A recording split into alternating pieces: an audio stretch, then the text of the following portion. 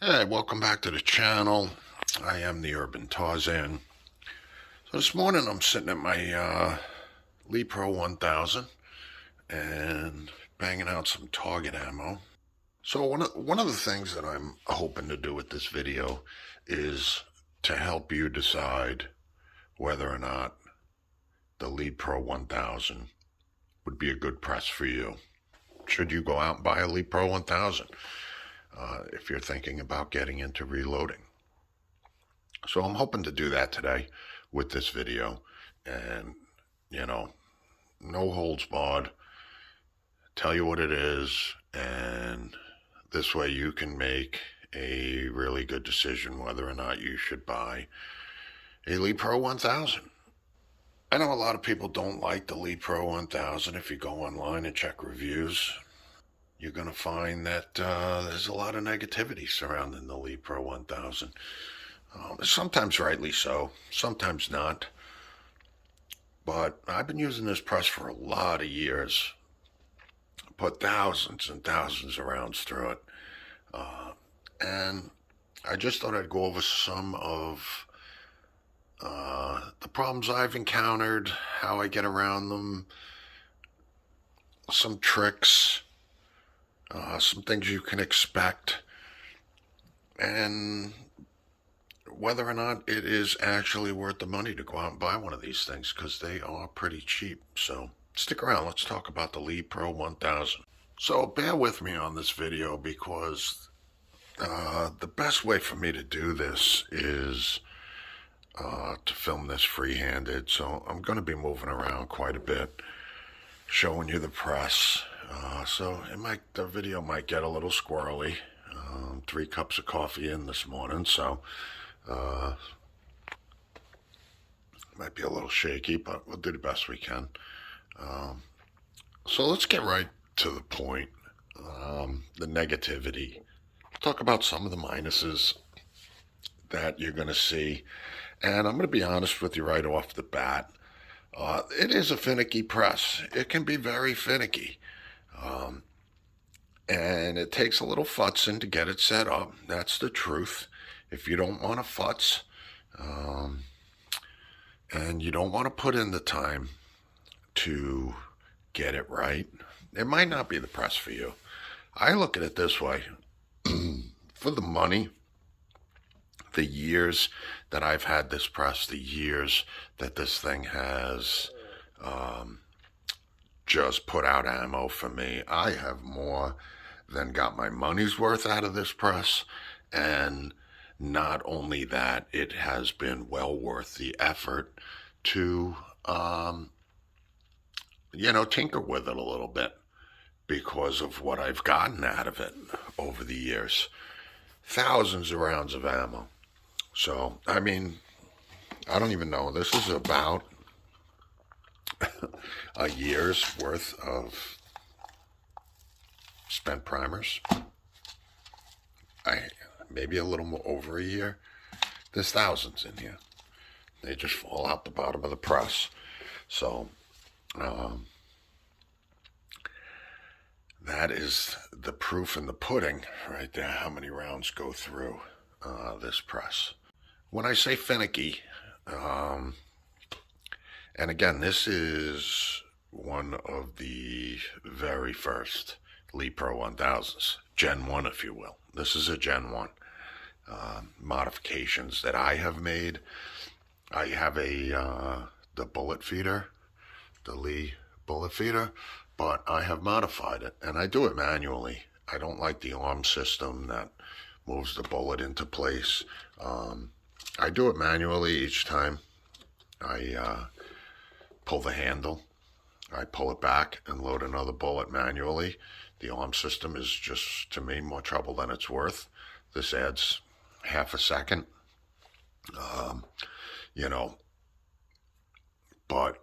and then every 32 rounds, I got to fill the tube again. But again, I'm not here making ammo like I'm a factory.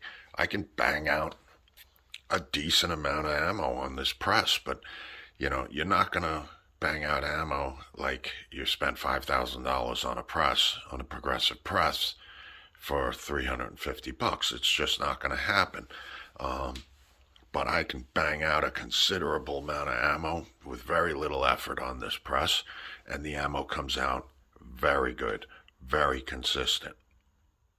So another area where people have problems with the Lee Pro 1000 is the primer feed system. This is the original system that came with mine. Haven't done anything to it. I know the new version of this press has a different tray up top. And is this thing perfect? No, it's not perfect. It's a pain in the ass. There's no real way of shutting off your feed. So if you have an error on the carrier as things are going around and you bring another case around, it's going to feed another primer. As you can see, I have these little pieces of wire laying around, angled different ways, things like that. And what I do is, when I need to stop the primer feed, I will reach in with this. I'll grab the next primer in line and I pull it up. And I have actually drilled a small little hole in the side right here, as you could see right there. And I will pull the primers up with one piece of metal, and then I will stick another little piece in here, and that'll stop the prime feed. For me, the issue with that is that when you drill that out, I only drilled it out on one side, that has to be exactly and perfectly smooth on the inside. You have to take the time to sand that down on the inside. If you don't, the primer's going to get stuck there. You're going to have primer feed issues.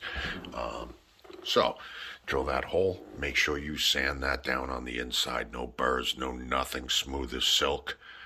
And that's what I do when I need to stop my primer feed and, work some rounds around without having the primers continue to feed. So another area that people often complain about is the bullet feeding system. The Lee case collator. As you can see, I keep all the boxes. I've had them for years. And I use the Lee case collator. I have my brass in a bucket right here all clean. And I grab handfuls and I dump them up in the top, and you shake it a little bit and they fall in. Now, the truth is, occasionally you will get a case fall in there upside down. I'm just, I kind of just look as I'm going and put them in there and see if I see any that are upside down that I have to watch out for. But part of my process as things are going around, where my eyes go each time I pull the handle, is right in there and make sure one's not feeding upside down. And if one does get in there upside down, it really is not that big of a deal to pull it out and put another one in there. But again, some guys, when they pull that handle, if one in 25 cases is upside down, they get mad. They don't like it. So if that's going to be you, don't buy the Lee Pro 1000 case collator, because every now and then you're going to get one upside down. Does it ruin your day? Doesn't ruin my day. So that is something that just doesn't even, work into the equation for me. It's not a big deal. One thing about this entire press is you got to keep it clean. If for some reason you spill some powder and you're getting powder down there in the wheel, you're going to run into issues. You get powder down in the primer feed, it's not very forgiving. Keep it clean. I keep a vacuum close by. There it is right there.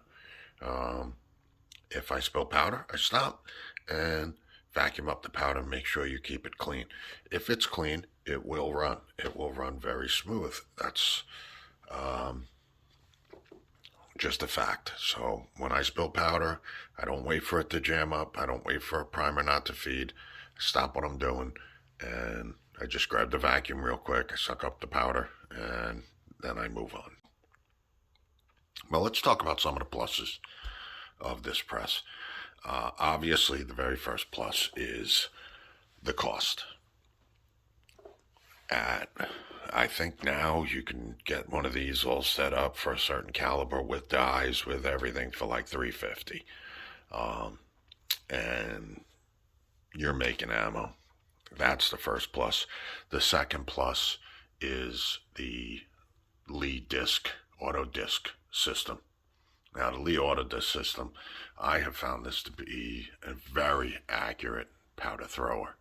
Very accurate. I actually love this system. You can put the single discs in there, and I also bought the double disc system. And you need that for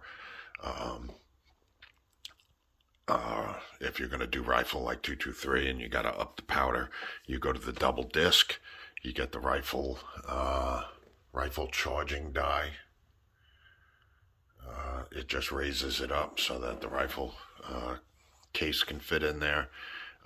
You go to the double disc, and when you're using the double disc, the disc system, you go to it comes with this chart, huge chart of all the powders. You go across, you see what powder you have, and then along the top line up here, it'll tell you which disc to use, and that is what it will throw. And it is very accurate. And I will say they give you quite a bit of options. Each one of the holes will up it, tenths of a grain, maybe 4/10 of a grain for each one of the discs. If you do find yourself in a middle ground somewhere where there isn't a disc that'll throw the right powder for you, I can't get this off the hook. They make the micro disc adjuster, the micrometer, and you can dial in. This fits in there instead of the disc, and you can dial in exactly what you want. I don't actually use this very often because with the discs, I often find that I can find exactly what I want. So I don't use it, but occasionally something will come up and I'll have to dial it in and find exactly what I want. So I am very happy with the Lee disc, the auto disc as they call it. Works very well. So I think at this point, one of the best things I can do is start running it around, let you see my system of how it works. When I sit right here, you can see I put a light system underneath here. I stuck some LED lights, and so I can see into the cases. I think this is a must-have. They do sell them pre-made for this press. You can get them on Amazon. You just stick under there, you plug them in, lights everything up. One thing that I'm accustomed to is I take note of when I sit down. Now this case has powder in it. It already came around. And I'll usually sit the way I'm sitting, I can just see on this angle right in here the leading edge of the powder in the case. And I kind of have my head right here all the time in the same spot. So as the case comes around, I know when my head is in this position, I just want to just see the leading edge of the powder in the case. That lets me know that it's charged, that it got a right charge. The charge is proper as it comes around. So what I'll do at this point, and it's already loaded a bullet, when it comes around, I will throw it back, load the next bullet, and put it into position. Okay? And as we go around, we are going to size, deprime. In position 1, we are going to, on the downstroke, we're going to prime this case. On the upstroke, it's going to feed powder. It's going to slightly bell the mouth of the case to make feeding properly. As it comes around, comes in here, the bullet gets seated, and then it gets dumped into the tray. So we are primed on the downstroke. Boop. And we go up. Here we go. We are fed. And you can see the powder charge goes. Every now and then I give both of these a tap to make sure that everything is where it's supposed to be as it comes around.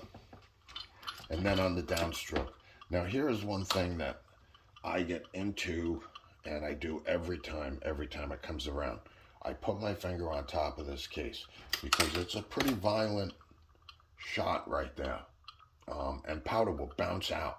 So it's just something that I do. I come around, I feed the next primer, I load the next bullet, that goes into place, and I go again. Boop. And I come around, I do that, I go like that, I feed the next bullet, I make sure they don't pop out, and my eye is going into that case as it comes around. Right there I'm looking in, I see I have powder, I prime, I pull it back, and I go up. Another thing that I always do is you want to make sure that you're not getting jammed up on your primers. I should have done it on the upstroke. And make sure you want this whole tube filled with primers. If it stops feeding up here and this is only half full, you're going to find that there's not enough weight on the primers to push the next one into position. So you always want to make sure that at the very least you can see primers all the way up to this junction right here, and you'll have enough weight on the primers to feed the next one. And again, I feed the next bullet, I come down, up we go.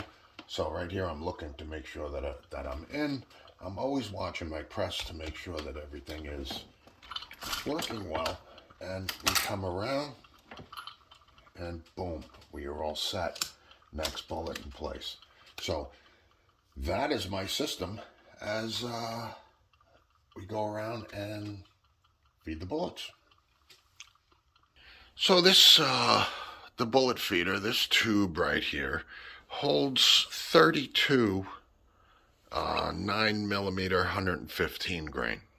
So every 32, I have to refill that. A little bit of a pain in the ass, you know, it's a delay. But after 32 rounds, I'm ready to stop pulling the lever for a few minutes. I load another 32 in there. Each one of these tubes holds, I'd say maybe 25 to 28 cases around. So there's at least 100 in the 4 tubes all the way around, and that's really not an issue because you can keep this tray as full as you want, and you just shake it and the next one's fall in. It'll stay full all the time. You can keep that tray up top full, but it keeps using. I use these as my count and these what I'm up to, so I know when I got to here I did about 32.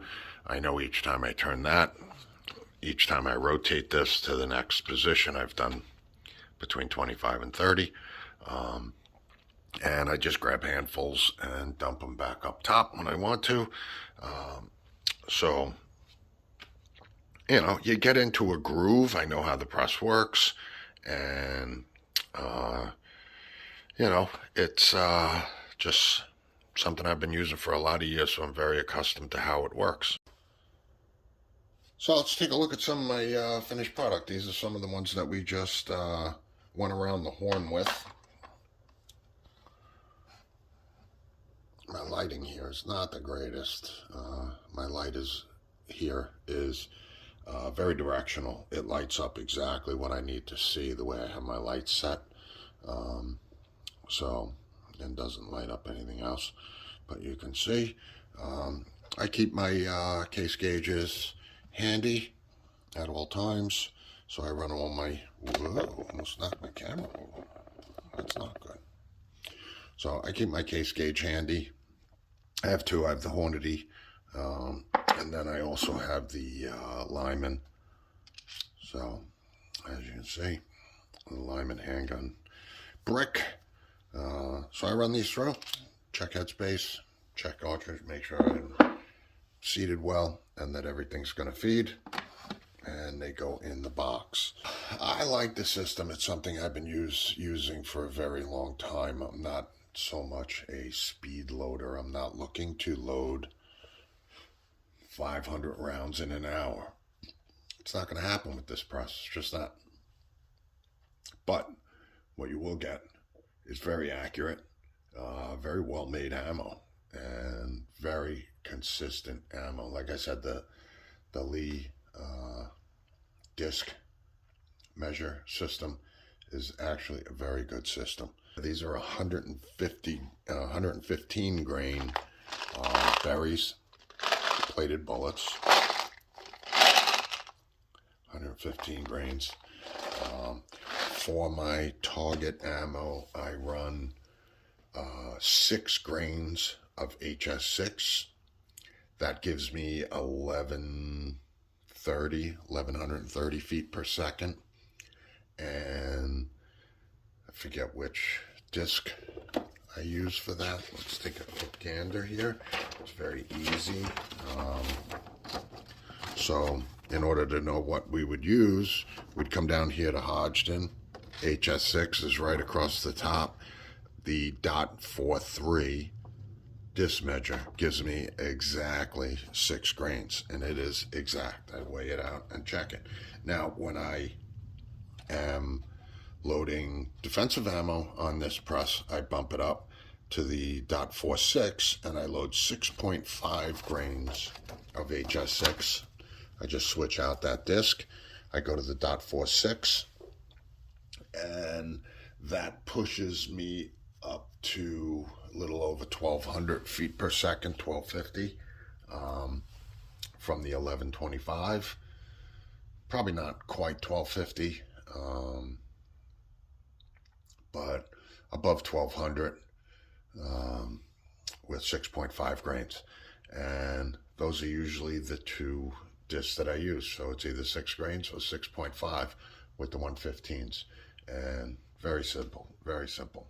Like I said, I have had nothing but great success out of this. I feel like I have gotten more than my money's worth out of this press. I don't even know how many years. This is 2024. I've had this press over 10 years. I can guarantee you that it's over 10 years. So I hope this video helped you make a decision on whether or not to buy a Lee Pro 1000 or not, whether it's right for you, whether it would be a good press for your system. Now, the nice thing is it's small. It's, if you don't have a lot of room, it's a good press. So I hope it helped. I hope it helped you make a decision, gave you a little bit of info about the press. And that's about it. If you have any other questions, put them down in the comments. Pretty quick answering all the time. And I'll be glad to answer any questions you have about the press. And also let me know your experiences with the press. So, all right, hit that like button, subscribe. Really appreciate it if you hit the subscribe, notification, leave some messages. And thanks for coming by to watch my video. Tarzan out.